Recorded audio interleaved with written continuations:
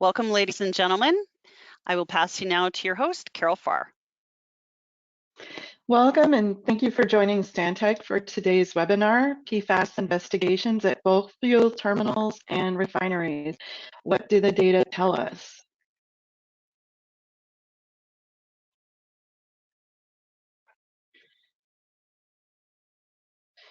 So we'll start with some housekeeping items. First, before we get started, all participant audio is muted during the presentation. If you have a question, please type it in the questions panel on your webinar dashboard, and questions will be answered at the end of the presentation. Today's webinar is being recorded, and a copy of the presentation along with supporting materials will be sent to you afterwards. Those of you familiar with Stantec know that safety is critical to our business, and we start every meeting with a safety moment. Today, we would like to share a safety moment regarding cybersecurity tips for summer travel. Nowadays, even when we are traveling for recreation, it's very difficult for us to completely disconnect. And there are some serious cybersecurity issues, as many of you are aware, based on previous or recent activities that are going on that could impact your data. And so I wanted to cover a few of the items that are on this slide. First, be cautious of public Wi-Fi. If you have devices that you'll be taking with you that have connectivity, we recommend that you use a virtual private network. The VPN creates a secure tunnel where data is sent over the Wi-Fi connection is encrypted, making the data sent to you to and from your devices secure. Something else you might consider doing before you go out on the road is disabling your auto connect or Bluetooth connectivity. Also, update your passwords. One other thing to keep in mind is not updating when you are on an unknown network. Recommend that you install your updates to your technology at home before you leave while you're on a trusted Wi-Fi source. And then finally, shut down all your auto location and check-in apps. This is particularly important if you use social media. And don't post your photos until you get back from your vacation to make sure that you are not alerting cyber criminals to the fact that you're not home.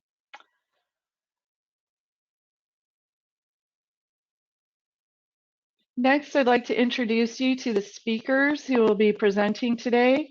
The first is Sasha Richards, and she has 15 years of environmental consulting experience in site assessment, risk assessment, and project management.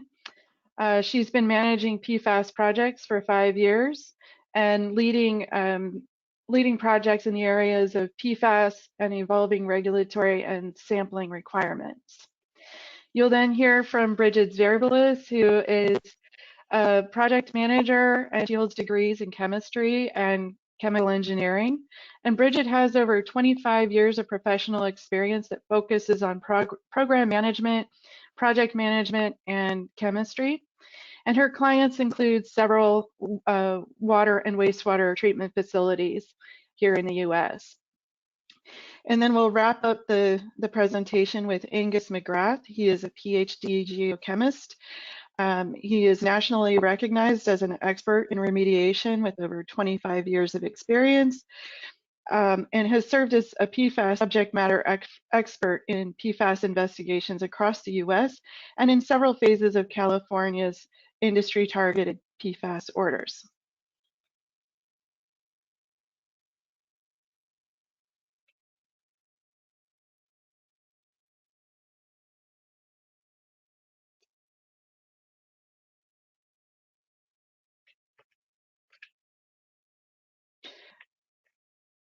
So we'll start with Stantec's PFAS working group. We'll show you that there are many more than the people who will be presenting on this in this presentation. So we have many resources available to our clients. And next we'll go to the outline.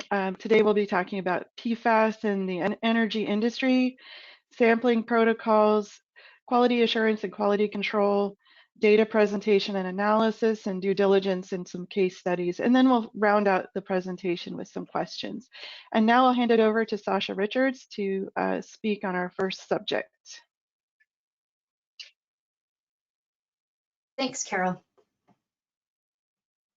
So today we'll start with a quick look back or refresher on why the energy industry needs to be paying attention to the issues around PFAS.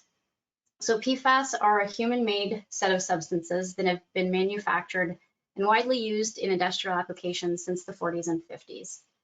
They're used very commonly as heat, oil, stain, and grease-resistant coatings on several different products, including clothing, furniture, and food packagings, but have also been used widely as fluorosurfactants, especially in the production of aqueous film-forming foam, or AFFF.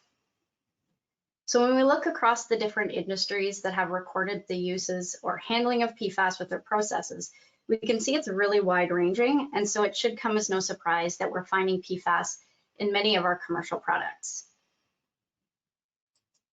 If we drill down to why PFAS are relevant in the energy industry, we see this in three key areas: production, waste, and firefighting.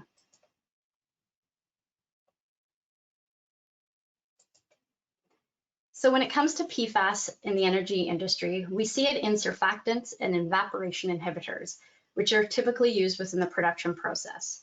So if you see PFAS during production, you're also likely to see it being released from the facilities as in the industrial wastewater.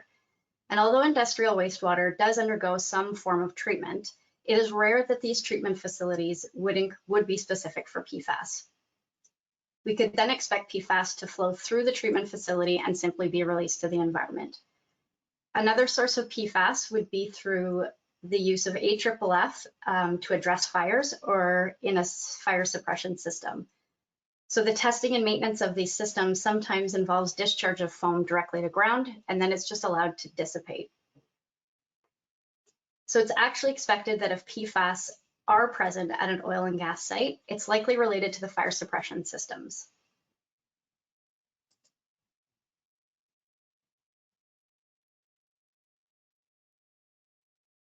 So although there's thousands of parameters in the PFAS family, there's really only a few that are strongly associated with AFFF, including those three shown here. So PFOS, PFBS, and PFHXS.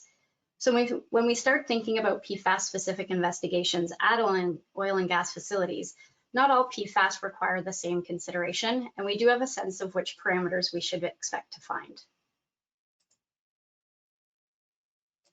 As many of you are likely aware, we need to start thinking about PFAS-specific investigations at oil and gas facilities because in March of this year, the California State Water Resources Control Board released an order directed to bulk fuel storage terminals and refineries requiring that sampling of PFAS be conducted. This order is the latest in a growing line of orders put forward by the board, targeting a variety of industries and sites where PFAS may have been used. In September of last year, the state of California also signed into law a ban on the use of PFAS within AFFF, which actually comes into effect January 1st of next year. This ban will have implications for the energy industry for California sites that still use PFAS containing AFFF in their fire suppression systems.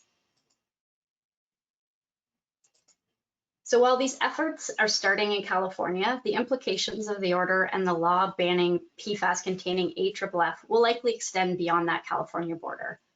The outcome from the order will likely just start by gaining an understanding of where PFAS are present, and then may lead to a more in-depth look at potential receptors that may be at or near the facilities and the potential risks associated with exposure to PFAS.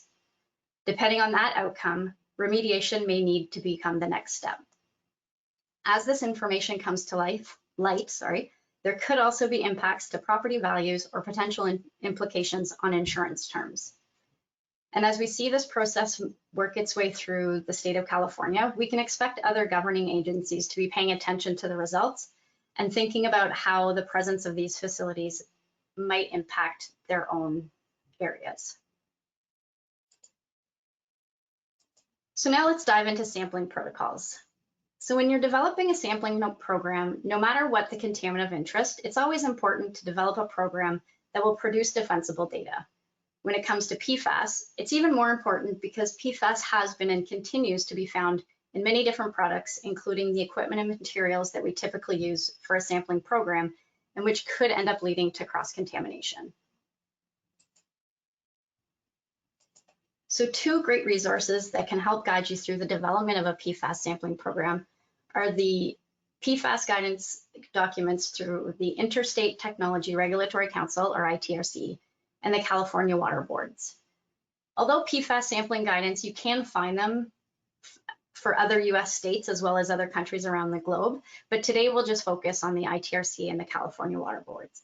But generally speaking, the guidance when it comes to sampling is pretty similar regardless of the jurisdiction. So both the ITRC and California Water Boards provide guidance documents on sample collection and analysis for various media such as soil, groundwater, and drinking water.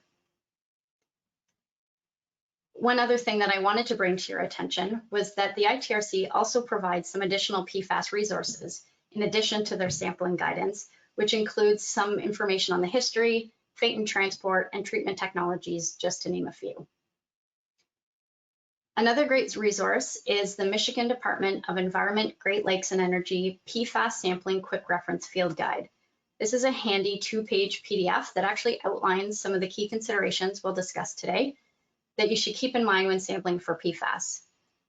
And it's a great resource not only for helping plan your program, but also for people that are actually conducting the sampling. So overall, standard environmental sampling practices should be followed, with some additional considerations when PFAS is of interest. So PFAS can be found in common sampling materials and field supplies. So it's really important to take the time to plan a field program in advance and to follow some strict and rigorous sampling protocols. And this could include training for people conducting the sampling program, or it could include a daily checklist that allows you to track that sampling personnel are following the protocols that have been put in place. Because the laboratory is analyzing PFAS at the nanogram scale, it's really important that we eliminate potential sources of cross-contamination that could result in biased results.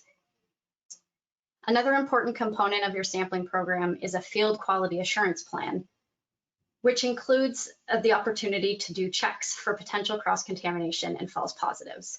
And this is done through the incorporation of specific quality assurance samples, which both the ITRC and the California Water Board discuss in their sampling protocols. Another consideration is where PFAS may be present at your site. If you have an indication of where the site or the source was for PFAS, or you have an idea of where concentrations may be higher, it's important to begin sampling at locations that are up gradient of the source and moving down gradient. The goal here is to begin sampling at locations with low to no concentrations of PFAS and work towards areas that have higher concentration to limit the potential for cross-contamination as you move across the site. So some of the more common considerations for personnel are listed here, and this is by no means an exhaustive list, and the list changes often, and sometimes certain items change columns depending on if new information is known. Ultimately though, health and safety is the #1 priority and shouldn't be compromised when selecting personal protective equipment, or PPE, and the use of products such as insect repellents and sunscreen. So if PPE is needed and it's thought to contain PFAS or is known to contain PFAS, and there's really no alternative, the PPE should be still used, but be mindful of how it's used and that it doesn't come into contact with the sample. One consideration to keep track of that is to keep note of the PPE that's used, either on field notes or as part of your daily checklist, so that if something does come up, you can look back and see if there was a potential source of contamination. The quick reference guide that I mentioned earlier also contains a list of sunscreens and bug repellents that are actually safe to use while conducting sampling at a PFAS site. But it's still best practice to apply sunscreen and bug spray away from the sample locations, and to make sure that hands are washed and new gloves are donned before conducting any sampling. So when it comes to specific materials to consider during sampling, the rule of thumb is that any material or equipment that's going to come in contact with your medium should be PFAS free. And if there is any uncertainty about whether PFAS is present in the material or equipment, an equipment blank can always be collected and analyzed to confirm that it's PFAS-free. One such example is the California Water Board does specify that low-density polyethylene, or LDPE, can be used as long as equipment blank has confirmed that it's PFAS-free. When it comes to laboratory sample containers, it's important that liquid or solid samples be collected in polypropylene or HDPE, and it's important that the container be unlined. Many of the liners that we find in our sampling containers when sampling for contaminants other than PFAS have been found to contain Teflon, which can lead to cross-contamination. In addition, it's important that glass containers be avoided because PFAS can absorb to the sides, and that we're careful when selecting plastic bags, since some could have had PFAS introduced during the manufacturing process. For decontamination, both the ITRC and California Water Boards provide very similar protocols. The California Water Board does state that conventional procedures for cleaning and decontamination can be used, as long as it also includes a triple rinsing of PFAS-free water, which is conducted after cleaning with an acceptable PFAS-free reagent, such as Alkanox, Liquinox, or Citrinox. When it comes to identifying the water to be used for decontamination, laboratories can provide PFAS-free water, but at a cost, and so it may not actually be financially feasible to request the water from the lab if a large volume of water is needed. In that case, some of the other sources that can be used are commercially available deionized water and also municipal water, but as long as they're both verified to be PFAS-free through laboratory testing. When decontaminating equipment, it's important that we not only clean our equipment between uses, but also prior to the start, like at the start of the day, since you don't know where that equipment may have been used before or if it was actually cleaned properly. And then lastly, if soil ends up being caked on equipment, such as during drilling activities, soil particulates can be removed with a suitable polyethylene or PVC brush, or even a pressure washer.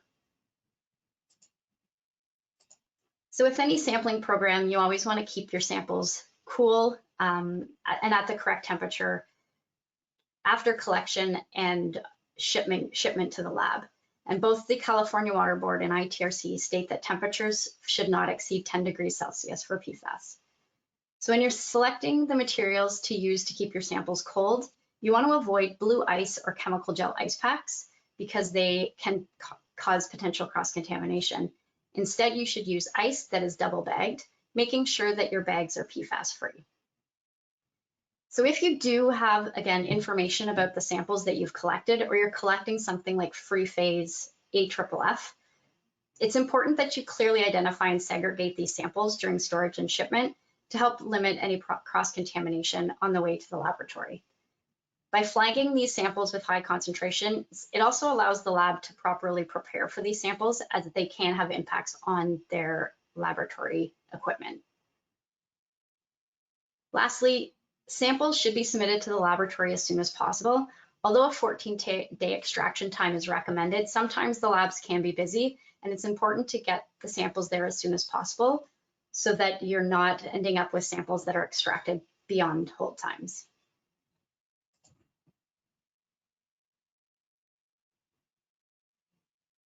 So for my last slide, I just wanted to share a couple lessons that we've learned over the years during the development of sampling programs when PFAS are a contaminant of interest. So when you're identifying sample locations, knowledge of fate, transport, and the mode of release are really important because it'll help you identify where to place your soil samples, your borehole locations, your monitoring wells. Identifying the vulnerable receptors should also be a top priority, in particular looking for drinking water sources to be protective of human receptors, but also surface water bodies to be protective of ecological receptors. And not just on the site itself, but also adjacent to the site and down gradient where PFAS may have migrated. PFAS molecules also tend to be sticky, and they can accumulate on surfaces and desorb over time. So one example would be the use of AFFF in the bulk storage tanks and the absorption of PFAS onto the sides of the tank. Another example is PFAS leaching out of commercial materials in landfills. So lastly, new sources of PFAS are identified quite regularly, and not just in products that we use, but also as part of the fate and transport understanding. One example is concerns been raised lately that foam that can be found on surface water may actually contain PFAS as a result of an upgradient PFAS source or because of a PFAS discharge. So that takes us to the end of the discussion on sampling protocols. Now I'd like to pass it on to Bridget, who will talk to you about PFAS quality assurance and quality control. Thank you, Sasha.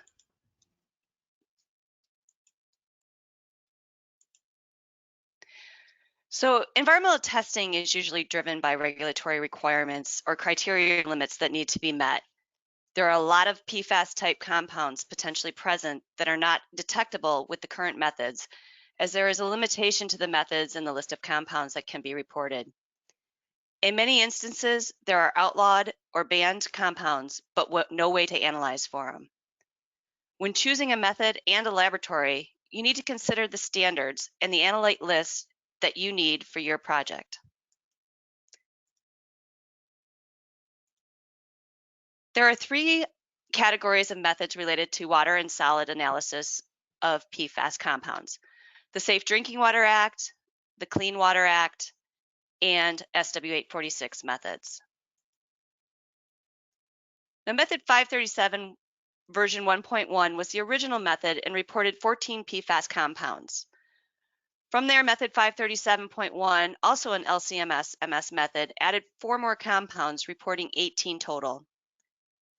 Method 533, using isotope dilution, measures a total of 25 PFAS compounds. And Method 8327 is validated for 24 analytes and is available for use, but has not formally been incorporated into the SW846 compendium. In addition, the US EPA is collaborating with the US Department of Defense to develop an isotope dilution method.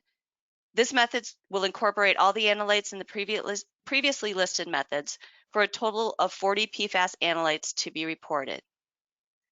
Now, once you get the data, then what? The next step is data validation. What is data validation? It is the process in which analytical data is reviewed against the project requirements, usually specified in a project-specific quality assurance project plan or other project-related documents.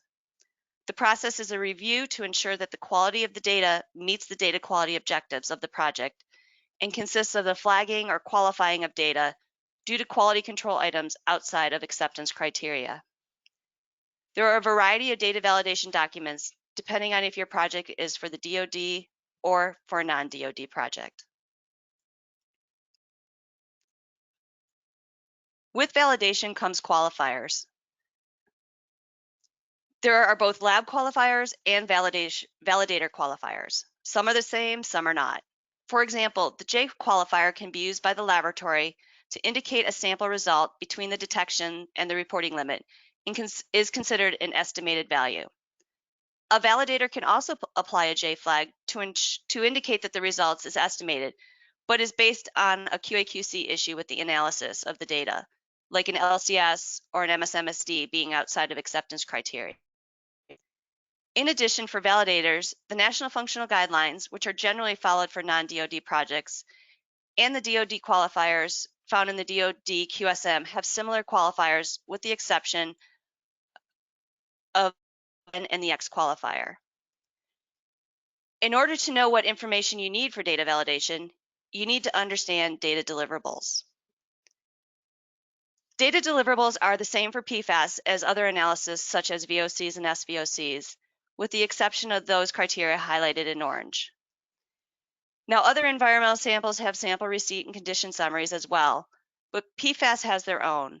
For example, the laboratory requires that samples be received from 2 to 6 degrees Celsius. However, as Sasha earlier indicated, the ITRC and California allow for the samples to be received at less than 10 degrees Celsius. With data deliverables comes different levels of data validation. Depending on what you request from the laboratory, data packages can vary. The level 1 or stage 1 validation is just your results.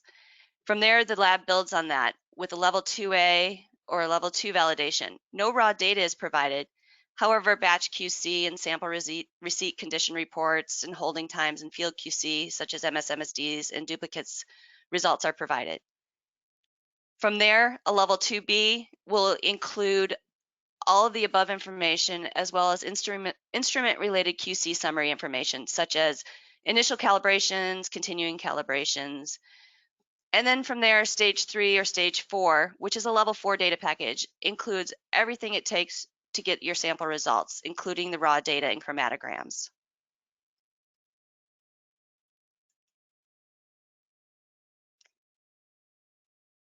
The National Functional Guidelines to date does not provide guidance on data validation of PFAS. Currently, California, as well as other entities, use the DoD Quality Systems Manual and the DoD Module 3 Data Validation Guidelines to validate for PFAS. Within the DoD Quality Systems Manual, or QSM, as also utilized in the Module 3 Data Validation Guidelines for PFAS, is Table B15.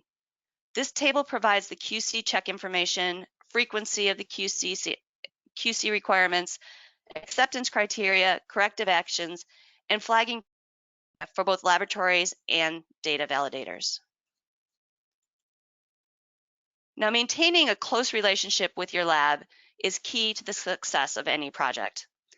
It is important to ensure that they have any of the required certifications for your project and that they follow accepted current practices and procedures for methodology, including QA/QC requirements. When the project starts, it is important to discuss with the laboratory the number and types of samples you are collecting to ensure that the bottles provided are accurate. As discussed prior, there are different levels of data packages. You need to make sure your laboratory report has all the information you need to meet the data quality objectives established and evaluate the data for usability.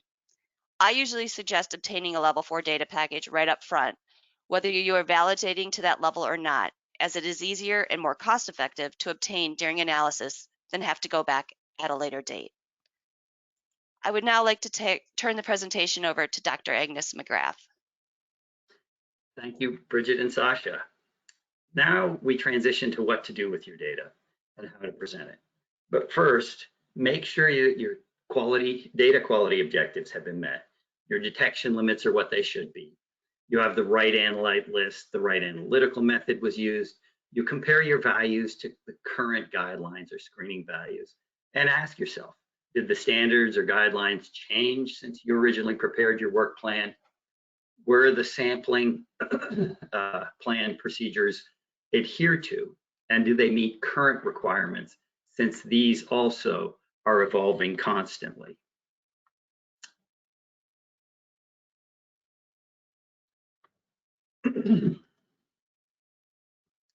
One problem that is certainly constantly evolving around the country is what to do with your investigation-derived waste.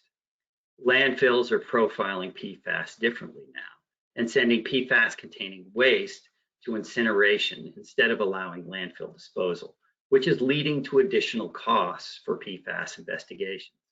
In our investigations, once we know which wells exceed guidelines for PFAS, we've been segregating those wells from the other wells in drums.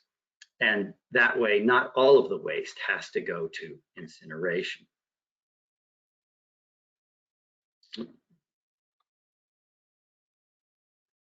Next, what are the important considerations for data presentation?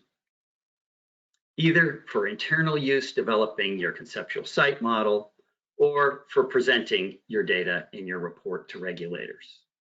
After you've verified that there are no QA/QC or other errors in the data, you should evaluate PFAS composition at each sample location by depth, by matrix, and determine whether compositional differences can be used to distinguish sources such as background and stormwater and surface soils, or how do your on-site groundwater results compare to upgradient samples?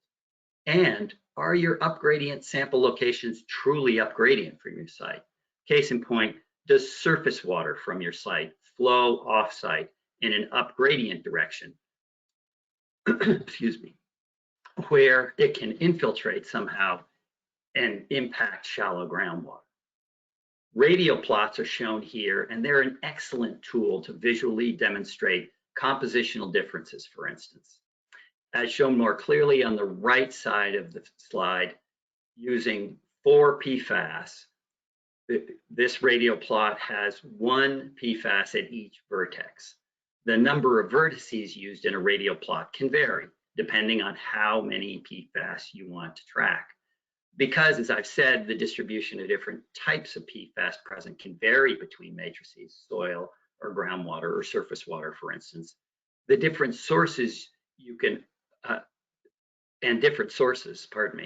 you can overlay a source distribution, as done here with the dark blue polygon, and compare the shapes visually to demonstrate how different or similar distributions are between groundwater wells, surface water samples, stormwater, and/or soil samples. In the smaller plots to the left, radial plots overlie a site map.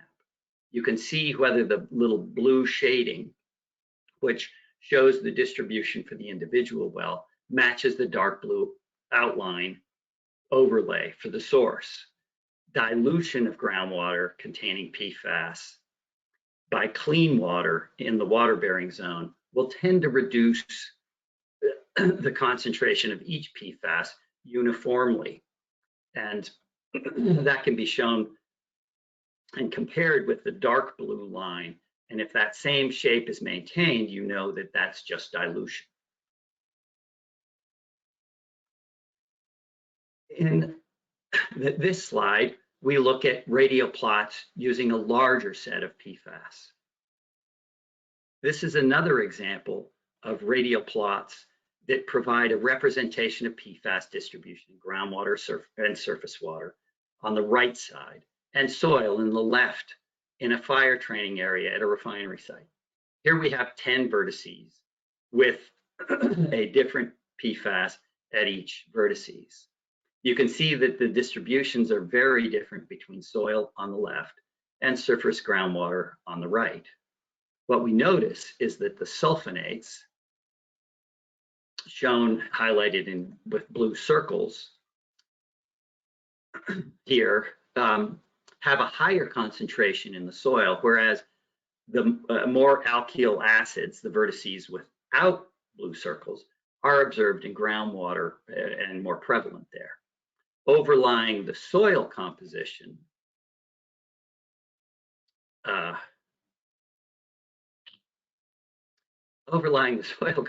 my apologies there, allows us to visually see the difference between the groundwater composition and the soil composition. You can also order the PFAS around the radial plot in such a way that PFAS carbon chain length and the number of carbons in the molecules increase, in this case, in a clockwise direction as you go from the around the radial plot. This is useful because longer chain PFAS tend to be less mobile than shorter chain PFAS. In addition, sulfonates, as we said, highlighted with blue, tend to be less mobile than alkyl acid PFAS for the same chain length. One other important factor is groundwater chemistry. The presence of co-contaminants such as non-aqueous phase liquids, for example, petroleum hydrocarbons, can absorb and sequester PFAS, increasing retention and reducing potential migration. But later on, they may serve as a long-term source of PFAS. This next plot that just appeared on the screen is an additional method of portraying PFAS results. And here we plot PFAS concentration versus PFAS type, showing the distribution of a large group of PFAS by, again, grouping the alkyl acids with increasing carbon chain length on the left-hand side, and showing grouping the sulfonates on the right. And here we can then see another way of visualizing the fingerprints of the alkyl acids and sulfonates. All of these tools are important to illustrate how PFAS vary across a site and characterize different sources. They're helpful to visualize and explain differences to non-technical audience so that they better understand your liabilities. You can also use this information to develop conceptual site models like the one presented on the previous radial slide with the radial plots on a map. So now let's transition to due diligence. One of the things that many of our clients are dealing with is how to deal with divestitures and acquisitions, and how does PFAS complicate this picture? With respect to the oil and gas industry, many of the same potential issues that all companies are struggling with concerning PFAS become relevant depending on the type of site being acquired or divested. Obviously, acquisition and divestiture of refineries, bulk terminals, gas stations, and general office space have very different potential impacts from PFAS. The ASTM has come out with new guidelines as it pertains to PFAS, and I recommend reviewing their recommendations as well as the ITRC PFAS Working Group website for site characterization guidance on how to proceed with PFAS investigations for due diligence. This slide illustrates some of the general issues that you might encounter during due diligence, as well as some issues you might not have been aware of. Given recent orders in California for bulk terminals and refineries, PFAS concerns at those sites are generally understood and predominantly related to PFAS AFFF use. People are generally less aware of potential issues posed by gas stations and automotive services, where car wash facilities can involve, where car wash facilities can involve the use of waxes and windshield treatments that contain PFAS, and therefore so will the facility wastewater that goes to sewer or groundwater. As we've already discussed previously, fire suppression systems can also include PFAS, and even if the PFAS AFFF has been removed from the fire suppression system, the removal may not have cleaned out all of the PFAS present because this is a sticky substance, and then that residual PFAS can contaminate the new non-PFAS AFFF. So now the due diligence practitioner for phase twos is posed a new consideration, is whether to sample the fire suppression system for residual PFAS to understand that liability. A further problem are dry cleaners, which are often present in small commercial shopping centers next to gas station sites. And they can also contribute PFAS to groundwater through improper waste disposal and leaky sewers. In addition, many other types of historic operations, including electronics manufacturing, non-stick coating and rain-resistant coating companies, domestic or industrial, current or historic septic systems, sewage treatment plants, and/or land application of sewage or biosolids can contribute to PFAS and background groundwater. All of these different contaminants pose a significant source of low-level groundwater contamination, typically much lower than AFFF sites. So what do we then do for property due diligence that's different for PFAS than other contaminants? I would say for the most part, you're going to follow the same phase one ESA approach. You're going to look at historic uses. This in this case, it may include a lot of different uses that you hadn't previously considered that incorporate PFAS. You're also going to be scrutinize neighboring sites and the history of their use a little bit more closely, because now you have to consider for PFAS. Also, were there some previous fires? And then what are the potential exposure pathway considerations that PFAS may pose in this? And then moving on to the phase two ESA, here we go back to what Bridget and Sasha were talking about with respect to the sampling program that you're going to use, the analytical suites, can they detect PFAS at the concentrations you need to? And then what are the local regulations and screening values that you need to observe, and have they changed? And then a point that Sasha pointed out, what are fate and transport considerations that you need to consider here? Because obviously PFAS are more mobile than we necessarily have considered for some of our other contaminants. So now let's transition to some case studies. Both of these are in New Hampshire. They're part of an infrastructure project that we did for a client, where we did phase 1s and phase 2s to evaluate multiple parcels for PFAS. In the first case, we found that a car wash, which the New Hampshire guidance documents PFAS use at car washes. And in this case, we found that PFAS in groundwater at this site exceeded groundwater standards.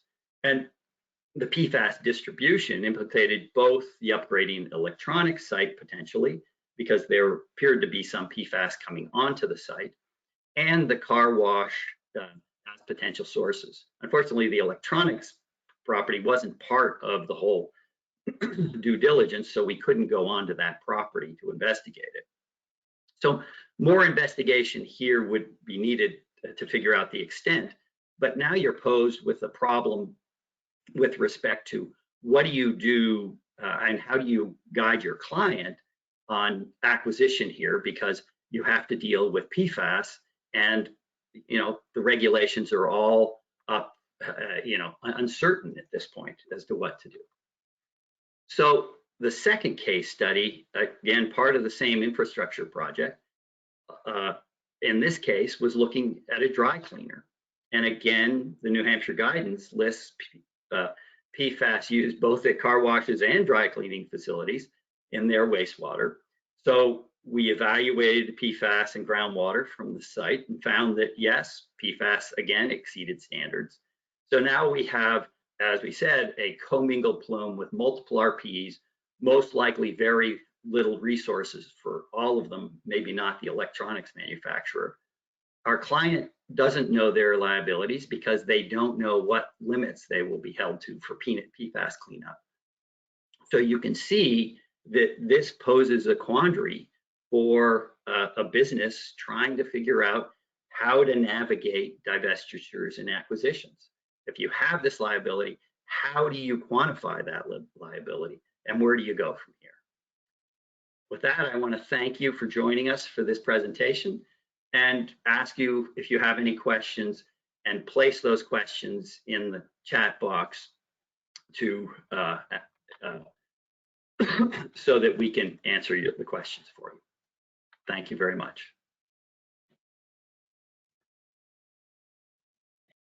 All right.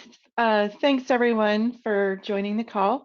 And I'll go ahead and start with a few questions. Please continue to add any into the questions box as you have them, and we'll try to get to as many as we can during this session. So the first question that I have here is, are there any field screening methods for PFAS to inform how impacted soil and groundwater actually are? And I'll start with Sasha on that response, and then Angus, you can add to that. Thanks, Carol. So with regard to the programs that I've worked on, we haven't had the opportunity to make use of any field screening methods for PFAS. However, I have learned a little bit about methylene blue active substances. I don't know a lot about them, but I am going to pass it to Angus because Angus has a little more experience with this than I do.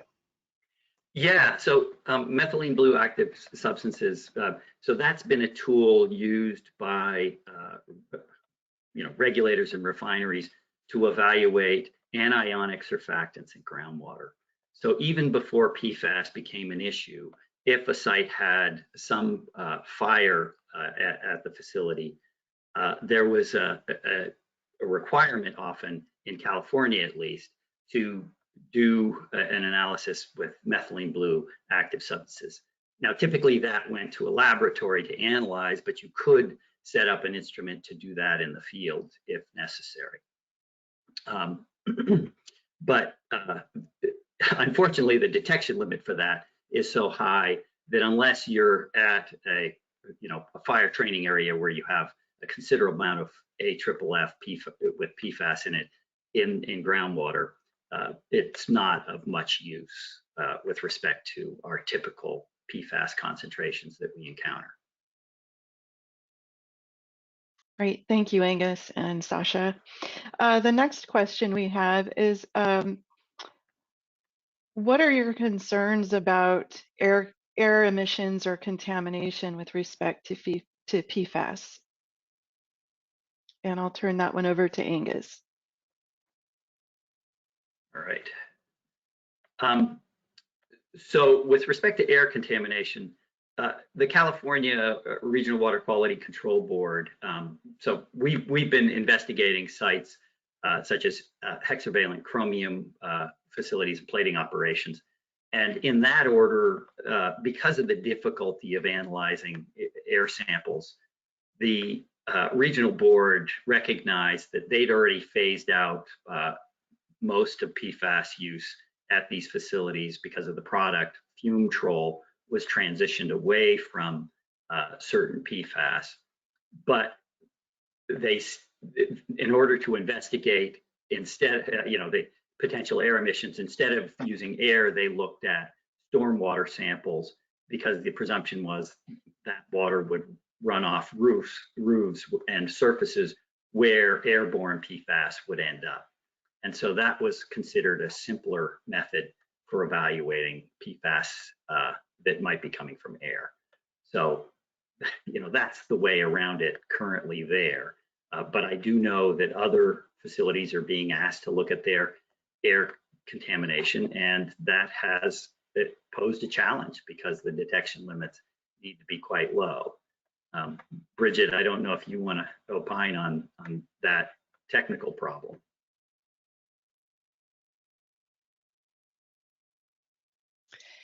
Yeah, with detection limits, in PFAS, they're reporting at a nanogram level, and it's hard sometimes to meet the requirements of some of the regulations associated with the air sampling and/or groundwater or soil.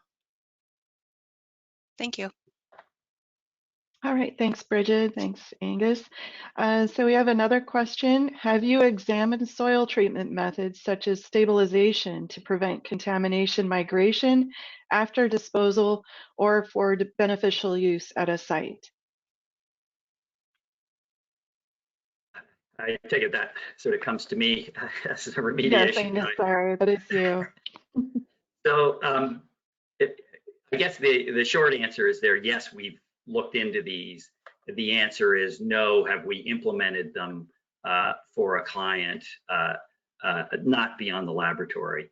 But what we can say is there are a number of products, Rembind makes one, that, and a variety of other vendors have proposed methods for either leaching from soil or stabilizing PFAS in soil. There are some companies that are promoting the use of powdered activated carbon and other types of technologies. At this point, I know that maybe in situ you could get away with doing it. The problem we have is that, as I said about investigation-derived waste, it's going to be very hard to get a landfill to accept that unless they are a hazardous waste landfill where they've stabilized the product themselves. And having for years helped one of our hazardous waste landfill clients work on stabilizations, you can bet that they are currently trying to figure out how to best stabilize your PFAS waste.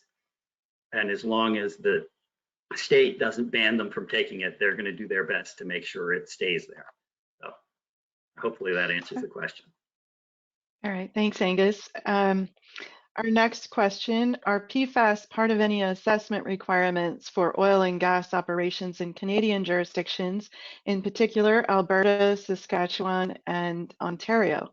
And I'll turn this over to Sasha. Yep. Sasha, you're on mute. Yep, there we go. I turned my camera on, but not my microphone. So what I was saying was, great question. I'm currently not aware of any requirements in any of the provinces within Canada right now. There's not even, the provinces themselves haven't even issued any PFAS specific guidelines or screening values yet to compare when you have PFAS detected in soil and groundwater and that sort of thing. So at this point, no requirements, but as I mentioned in my presentation, it wouldn't be surprising if it does become a requirement as they watch what's happening in California with the requirement to sample for PFAS. All right, thanks, Sasha. Moving on to the next question. Where is the industry moving in terms of PFAS remediation? And I'll turn this over to Angus. Yeah, that's an excellent question, and one of the questions that we're struggling with respect to how to help clients. Currently, I would say the best proven technology. I don't know that it's the best long-term solution, given that there probably is a life expectancy for this. But plume stop and powdered activated carbon have been shown to be effective for stabilizing PFAS in situ in soil and groundwater. So, for instance, we're looking to apply it to some sites in California where we've detected PFAS in groundwater at concentrations that are well above the action level set by the California Regional Water Quality Control Board. And so I would say currently that's probably the most used technology.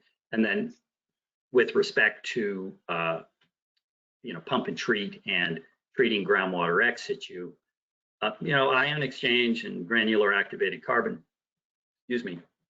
are the still seem to be the products of choice or technology of choice for treatment. That's gradually changing, but as you can imagine, using something like chemical oxidation or other processes, which are much more expensive, and you're going to be challenged to get down to these low detection limits. What's really happening is people are looking at better ways of regenerating carbon or reprocessing the adsorbents and then stabilizing or incinerating the concentrated waste. So here, for instance, for ex situ water treatment for high concentration AFFF impacts where you have oil present, we talked about it the last time in our other presentation, that coagulants, there's a product out there called perfluoride. There are others as well. One of the contractors called Ultra has a water treatment facility or solution for PFAS as well at AFFF sites where they've worked with the Canadian Air Force or Department of Defense on a number of projects treating PFAS in higher concentrations and then polishing with some form of adsorption. So currently that's where we are. All right, thank you, Angus. Moving on to the next question. What do you know about levels of PFAS in rainwater? And I'll start with Bridget on that, and then Angus and Sasha, please feel free to add. Thank you. I personally have not had any experience with sampling of rainwater or stormwater for PFAS on any of the projects I have worked on. Sasha or Angus, have you?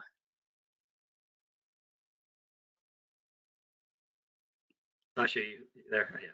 Yeah, so I also have not had personal experience on my projects with rainwater, but I do know of a program where they actually were sampling the rain that was collecting on the top of the roof, and they were finding some PFAS in that rainwater. They didn't do enough digging at that point to confirm whether perhaps the PFAS was there for another reason, but the initial thought was possibly rainwater. And I do know that there's lots of studies out there. You can find articles that are suggesting that you can find PFAS in rainwater, but personally haven't had an opportunity to sample it yet. Yeah, and a number of my understanding also comes from the literature. As I said, we weren't required to look at rainwater in particular. We're looking at stormwater, which in Southern California is a challenge because we have to have a significant rain event and we're rarely do we have enough rain to meet the requirements of a stormwater event. So that's been an ongoing challenge with respect to collecting data. But you know, there have been reports of finding PFAS at the top of Mount Everest and other places that are quote unquote pristine. So the idea is that, yeah, there's airborne PFAS and it's traveling quite long distances. But most of the significant PFAS that happens that's observed in airborne samples are really associated with stack emissions where it's near a potential source. And then, yeah, you might see background soil concentrations impacted by these airborne PFAS. Great, thank you, all of you. So the next question, and I think we have time for one or two more, is there was mention of dry cleaners, and so the question is, how do PFAS interact with halogenated VOCs as you would find from dry cleaners in the presence of that type of contamination as compared to, say, petroleum hydrocarbons? And Angus, that's for you. Yeah, I figured. That's a great question. So one of the things to consider is, you know, do you have separate phase VOCs in this model, right? We've talked about PFAS being surface active, so they tend to like the water surface and mineral surfaces, and so they might not transport downward considerably, depending on how contamination is present at the site. So as a result, if you have a DNAPL that migrates through a concentrated beta zone source for PFAS, that could potentially absorb or take up much of the PFAS, migrate through the water column down to the bottom of that saturated zone, and then represent a deep source. But typically the main issue that you're dealing with VOCs is that they absorb much better to, for instance, carbon and other surfaces than do PFAS. And you know, it's really important to not characterize too broadly, because different PFAS have different properties. And so what we can say generally is that VOCs will typically tend to displace PFAS off of, for instance, granular activated carbon. And so you need to have some sort of pre-treatment if you're dealing with a water treatment system to remove the VOCs first before you have effective PFAS treatment. And so those same processes are likely happening to a certain degree in the subsurface, in the soil and groundwater. Great, thank you. I think we have time for one more question very quickly. So you were talking about the difficulties of dealing with waste on PFAS investigation sites. Are those wastes typically characterized as hazardous or non-hazardous? And you also mentioned that they go to incineration facilities. So Angus, would you elaborate on that? Yeah, this is you know, I think Bridget and Sasha can speak to this as well. You know, PFAS represent a unique problem. Technically, they are not, well, maybe PFAS and PFOA are going to be characterized as hazardous waste, but currently I don't believe they are. We really need Krista, our regulatory expert, to opine on that. There's discussion of regulating them under CERCLA, in which case they would be. And so they're going to be classified as hazardous waste. But the problem is that landfills are turning them away because they don't have a good way of treating them. So if they generate leachate, which many of these do, and they have to then discharge leachate to a wastewater treatment plant, both the wastewater treatment plant and the landfill are working very hard to limit how much PFAS comes into their system so that they don't transfer to each other. You know, it's this circle that they both participate in. You know, you have landfill leachate go to the wastewater treatment plant. It represents a small amount of the total amount of PFAS they receive, but that all concentrates up, or a majority of it concentrates up in their biosolids, which they send back to the landfill because they can't land apply them now that they've got PFAS in them.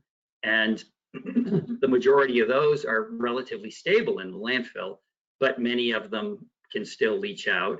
And if there's a lot of degradation of the biosolids, then they enter that cycle again. So you can see how this is a complicated issue that hasn't been resolved yet totally. And because of a lack of regulations, landfills are making, and requirements on landfills and wastewater treatment plants not to have PFAS, that, you know, whether or not they're hazardous waste, they're being treated as hazardous waste. That has a lot of cost implication for these site investigations as well. All right, well, we are at our hour, and I want to say thank you to everyone for joining this call. We really appreciate your questions and your involvement, and thank you everyone for joining the call. This presentation will be provided to all of you as a follow-up to this presentation, it'll be a video, and again, thanks very much for joining us, and we hope that you found this informative. Thank you all. Take care.